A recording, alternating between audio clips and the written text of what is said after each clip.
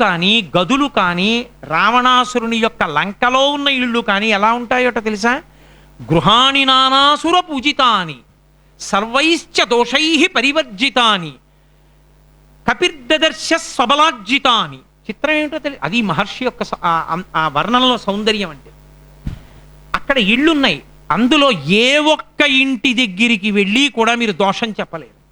ఇలా ఉండకూడదయా ఇల్లు అని చెప్పడానికి ఒక్క ఇల్లు లేదు. అన్ని ఇళ్ళు ఎలా ఉండాలో అలాగే ఉంటాయి, ఇంట్లో వాళ్ళే ఉండరు. అదే తేడా. అంటే ఇల్లు శాస్త్రం ప్రకారం కట్టుకుంటాడు, తాను శాస్త్రం ప్రకారం ఉండడు. అది కాదు రాక్షసత్వం అంటే. ఇంకెందుకు ఆ జన్మ? ఇల్లా శాస్త్రం ప్రకారం ఉండవలసింది నువ్వా? నువ్వు శాస్త్రం ప్రకారం ఇల్లు కట్టావంటే నువ్వు శాస్త్రం ప్రకారం ఉండాలి. అంతేకాని శాస్త్రం నువ్వు వదిలేసి ఇల్లు మాత్రం శాస్త్రం పట్టుకుని ఉండాలంటే అదే రాక్షసత్వం.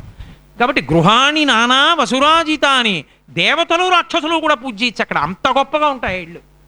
సర్వైశ్చ దోషై పరివర్జితాని, దోషమన్నది లేదు ఏ ఇంట్లో, అన్ని దోషములు పోయినవే. అటువంటి ఇళ్లలో కపిర్దదర్శ స్వబలార్జితాని. ఆ ఇల్లు ఉండడం వేరు, ఇంటి లోపల ఉండవలసినవి ఉండడం వేరు. ఇంటిలో లక్ష్మి ఎందుకు ఉంటుందో తెలుసా అండి? ఇల్లు ఎంత అందంగా ఉండనివ్వండి, ఇంట్లో వస్తువులు ఎక్కడ ఉండాలో అక్కడ ఉండవలసిన వస్తువు అక్కడ ఉండకుండా ఎప్పుడు ముద్దలు కుప్పలు కింద పడున్నాయి అనుకోండి. ఏదో శారదా నవరాత్రులు వెంకటేశ్వర వైభవోత్సవాలు జరుగుతున్నాయండి, హడావిడిగా ఉన్నామండి, పర్వాలేదు.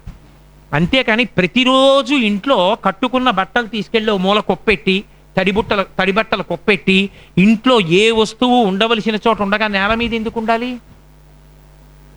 అదే లక్ష్మీదేవి నిలబడకపోవడానికి కారణం ఇంటి యజమాని అభ్యున్నతిలోకి రాకపోవడానికి కారణం అవుతుంది. నేను చెప్పట్లేదు ఈ మాట, శాస్త్రం చెప్తోంది. అందుకే ఇల్లాలి పరంగా రెండు తప్పకుండా ఉండాలని చెప్తారు. ఇంట్లో ఏ వస్తువు ఎక్కడ ఉండాలో అక్కడ ఉండేటట్టు చూసినది ఎవరో ఆమెయే ఇల్లాలి. అందుకే ఇంటిని చూసి ఇల్లాలిని చూడండి అంటారు. ఇల్లాలు ఎంత అందంగా ఉంటే ఎవడకు కావాలి? ఇల్లు సరిగ్గా ఉండనప్పుడు ఆ యజమాని పాడైపోట్లా పాపం. ఆయనకి ఆరోగ్య భంగం అయిపోతుంది, ఐశ్వర్య భంగం అయిపోతుంది, కీర్తి భంగం అయిపోతుంది, అన్నీ పోగొట్టేసుకుంటాడు, అన్ని యోగాలు నాశనం అయిపోతాయి. ఎందువల్ల? ఈవిడికి ఒళ్ళు కదలక ఇంట్లో వస్తువులు కూడా సరిగ్గా పెట్టని కారణం చేత. అది ప్రథమ కర్తవ్యం. తన భర్త తన కడుపున పుట్టిన బిడ్డలు కడుపు నిండా తినడానికి యోగ్యమైన రీతిలో కమ్మని వంట చేసి పెట్టగలగాలి. అందుకు కదూ అగ్నిహోత్రం పురుషుడు చేశాడో చేయలేదో కానీ ప్రతిరోజు అగ్నిహోత్రాన్ని ముట్టుకుని చేసేది ఎవరు? ఆడదే. తూర్పుకి తిరిగి ఆగ్నేయంలో నిలబడి పచనం చేస్తుంది. పచనం చేసేటప్పుడు స్నానం చేసి పవిత్రమైన బట్ట కట్టుకుని ఈశ్వరనామం చెప్పుకుంటూ ఏ విష్ణు సహస్రమో చేస్తూ అన్నం వండి ఒక్క మెతుకు నేతిలో ముంచి, ఆ స్టవ్వే ఒక మెతుకు వేయచ్చుగా, అరమెతుకు నేతిలో ముంచి అందులో వేస్తే ఎంతో ప్రీతి చెందుతాడు అగ్నిహోత్రుడు. పూర్వం అసలు అగ్నిహోత్రంలోకి అన్నం నేతిలో ముంచి వేయకుండా మా చిన్నతనంలో అన్నం పెట్టేవారు కాదు. వంటంతా అయిపోయిన తర్వాత ఆ నేతి అన్నం వేసి కట్టెల కిందకి లాగేవారు. అంత పవిత్రంగా పెట్టిన అన్నం కాబట్టి సుందరకాండ శ్లోకాలు గుర్తుంటున్నాయి. లేకపోతే ఒక్క శ్లోకం గుర్తుంటుంది ఆ అన్నం తిన్న శరీరం కాబట్టి. అలా పెట్టినదేదో, అలా కమ్మగా వండి పెట్టినదేదో అదే భర్తని సప్తధాతువులతో ఆరోగ్యంతో నిలబెడుతుంది అని శాస్త్రం చెప్తోంది. అందుకే ఆవిడకి ఇంట్లో అగ్నిహోత్రము వంట ఆవిడికి అప్పచెప్పి పురుషుడు నిలబడిపోతాడు. ఇల్లు ఆవిడది అని ఐశ్వర్యం అంతా ఆవిడికి అప్పచెప్పి తను నామమాత్రంగా నిలబడతాడు. అంతా ఆవిడదయా, ఇల్లాలు ఐశ్వర్యం ఆవిడిది, నాదే ఉందంటాడు. ఇల్లే సరిగా లేకపోతే ఇల్లు ఆయన కట్టించగలడు, ఇంట్లో వస్తువులు ఆయనే సర్దుకుంటే నువ్వెందుకు? ఇంకా నువ్వు సర్దాలి ఇంట్లో వస్తువులు. ఇల్లు అమరికగా ఉండాలి, అందంగా ఉండాలి. ఎన్ని ఉన్నాయన్నది కాదు, ఇంట్లో ఏ వస్తువు ఎక్కడ ఉండాలో అక్కడ అలా ఉండేటట్టు ఉంటే చాలా అదే అందం. అందుకే మహర్షి ఎంత పెద్ద మాట మాట్లాడతారో చూడండి. గృహాణి, ఒక్క దోషం లేని ఇళ్ళు, గృహాణి నానావసురాజితాని సర్వైశ్చ దోషై పరివర్జితాని, అన్ని దోషములు లేని ఇళ్ళు. అవి లోపల కపిర్దదర్శ స్వబలార్జితాని, అవి మాత్రం ఆ రాక్షసులు తమ సొంత ఆదాయంతో తమ ఆర్జితంతో కట్టుకున్నటువంటి ఇల్లు. పురుషుడు తాను కష్టపడి సంపాదించి కట్టుకున్న గూడు ఎంత చిన్నదివ్వనివ్వండి, అది వాడి జీవితంలో ఒక తృప్తి. నా భార్యా బిడ్డలకు ఒక ఆవాసం ఇచ్చాను అని సంతోషపడిపోతాడు, స్వగృహే అని సంకల్పం చెప్పి. కాబట్టి వాళ్ళు కష్టపడి సంపాదించుకున్న ఇల్లు. ఇల్లు పైకి అందంగా ఉండడం కాదు, బంగారు స్తంభాలు వజ్రాలతోటి. లోపలికి వెళ్ళి చూస్తే ఇంట్లో ఉండవలసిన వస్తువులు ఉన్నాయి, ఏ వస్తువు ఎక్కడ ఉండాలో ఆ వస్తువు అక్కడ ఉంది. భగవద్గీత ఇంట్లో టీపాయ్ మీద ఉండి, టీపాయ్ మీద ఫ్యాన్ గాలికి ఇలా తిరుగుతున్నాయి అనుకోండి కాగితాలు, ఆ ఇంటి గడప దాటి లోపలికి వెళ్ళక్కర్లేదు. భగవద్గీతలో కాగితాలు ఫ్యాన్ గాలికి తిరుగుతున్నా పట్టించుకొని కొంపతో నీకెందుకు స్నేహం? భగవద్గీతకి లేదు విలువ, నీకుంటుంది ఆ విలువ. ఇంట్లో ఆ ఇంట్లో ఏ వస్తువు ఎక్కడ ఉండాలో అక్కడ ఉండదు. ఇంట్లో వస్తువులన్నీ ఎక్కడుంటాయంటే నేల మీదే పడుంటాయి. నేల మీద అన్నీ పెడతామా? అన్నీ నేల మీద పెట్టకూడదు. తీసుకొచ్చి అన్నీ నేల మీద పరిచిన ఇంట్లో నీకు ఏ అభ్యున్నతి కలిగేటట్టు ఆ ఇంటితో అనుబంధం నువ్వు పెట్టుకుంటావు. కాబట్టి ఇల్లు ఎలా ఉండాలో మహర్షి చెప్పకుండా చెప్పడం సౌందర్యం.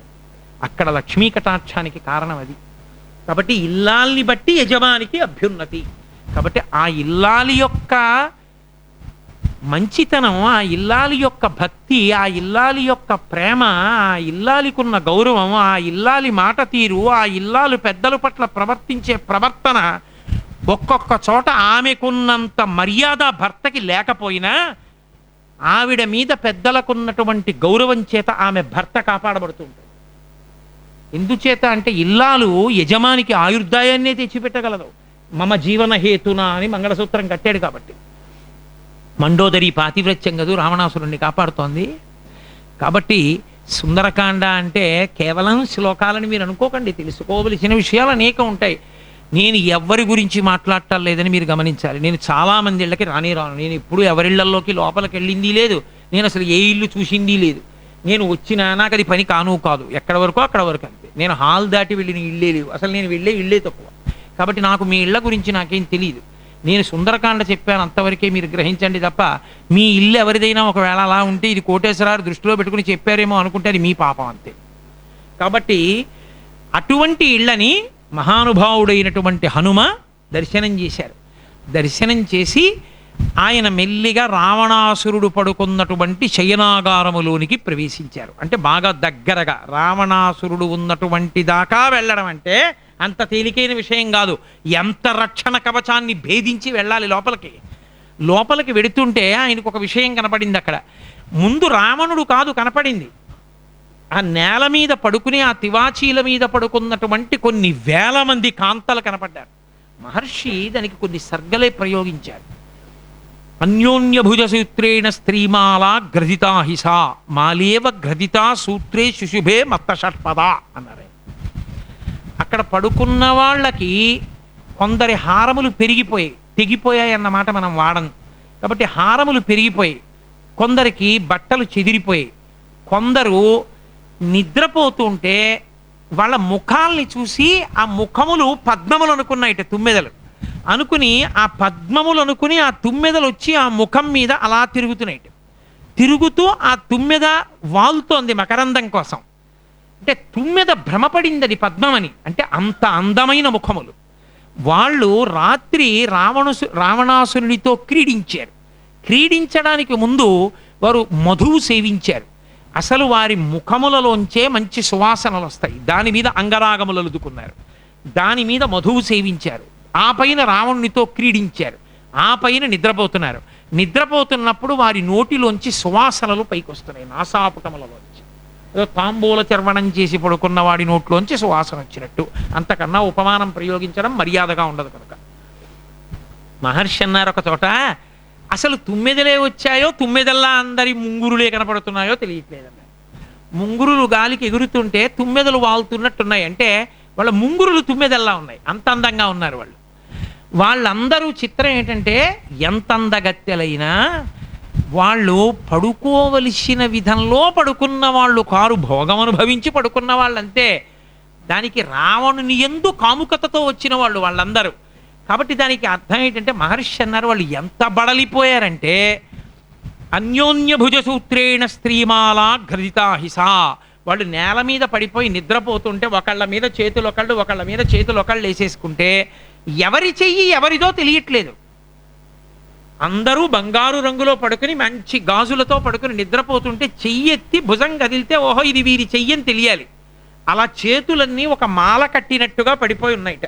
ఇంతమంది పడుకుంటే అసలు పెద్ద సౌందర్యం ఏమిటో తెలుసా అండి అందులో?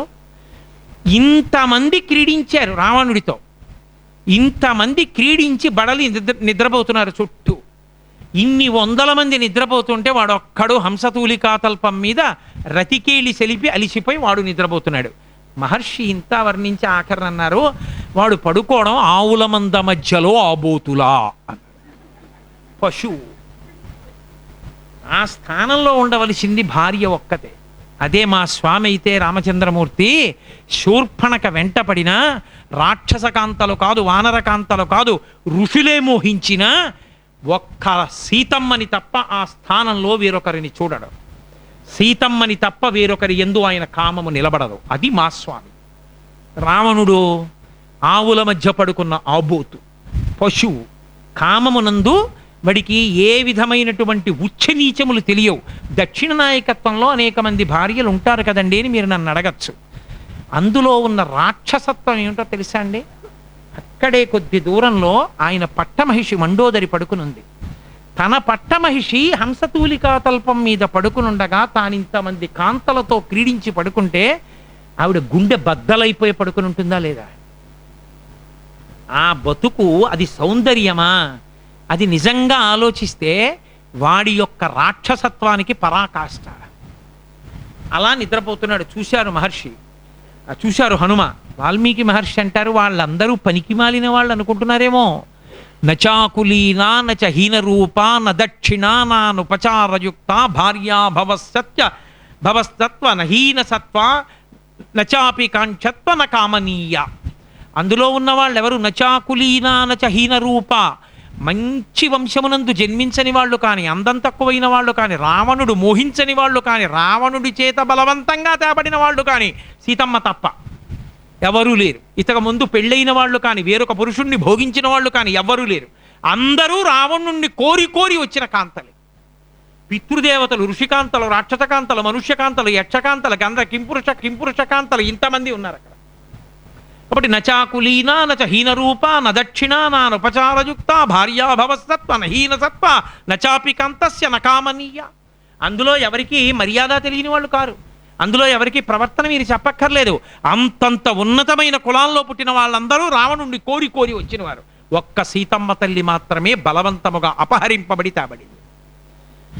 వాళ్ళందరి మధ్యలో ఉన్న రావణాసురుణ్ణి దగ్గరగా వెళ్ళి చూద్దామని వెళ్ళారు ఆయన. బంగారముతో శయనం ఏర్పాటు చేయబడి స్ఫటికములతో మెట్లు కట్టి దాని మీద పాల సముద్రాన్ని చిలికితే పుట్టిన నురుగు తీసుకొచ్చి వేశారా అన్నట్టుగా తెల్లటి పరుపు, తలకట్టున తెల్లటి గొడుగు, ఆ తెల్లటి పరుపు మీద ఆయన పడుకుని నిద్రపోతుంటే పక్కన రాక్షసకాంతలు ఎక్కడ నిద్రలేస్తాడోనని మెల్లిగా చామరం వేస్తుంటే ఆయన నిద్రపోతుంటే ముక్తామణి విచిత్రేణ కాంచనేన విరాజితాన్ మకుటే నాపవృత్తేనా కుండలో జ్వలితాననం అంటారు మహర్షి. 10 తలలు లేవు నిద్రపోతున్నప్పుడు, ఒక్కటే తల, మనసు ఒకటే ఉంది, ఇంద్రియాలు లేవు. పడుకున్నాడు. ఆ పెట్టుకున్నటువంటి ఆ కిరీటం కొద్దిగా పక్కకి ఒరిగిపోయి తల ఒక్కటే కనపడుతోంది. నిద్రపోతున్నాడు. పక్కన స్తంభాలకి దీపాలు పెట్టారు. ఆ దీపాలు వెలుగుతున్నాయి. ఆ దీపాల కాంతిలో కనపడుతున్నాడు. ఆ దీపాలని కూడా రావణుడి అంతఃపురంలో దీపాలు కదండి, అవి ఇలా ఇలా వెలిగాయి అనుకోండి గాలికి. మీకు నిద్రపోతున్నప్పుడు దీపం ఉండగా ఇలా కళ్ళు మూసుకున్న వెలుతురు తెలుస్తూ ఉంటుంది. ఆ వెలుతురు ఆర్పి వేసి దీపాన్ని చేశారనుకోండి, మీకు ఆరుతోంది వెలుగుతోందని తెలుస్తుంది. దీపం కదిలితే ఆయనకి కోపం వస్తుందని కదలకుండానే వెలుగుతున్నాయి ఇలా కాగడాలు, దీపాలు. అవి ఎలా ఉన్నాయని చెప్పారంటే మహర్షి ప్రధ్యాయితమివాపస్య ప్రదీప్తాం తత్ర కాంచనాన్ ధూర్తామివ మహాధూర్తై దేవనేన పరాజితాన్ అన్నారు. అవి ఇలా అవ్వకుండా ఇలా నిలబడి వెలుగుతుంటే ఎలా ఉన్నాయంటేట ఏదో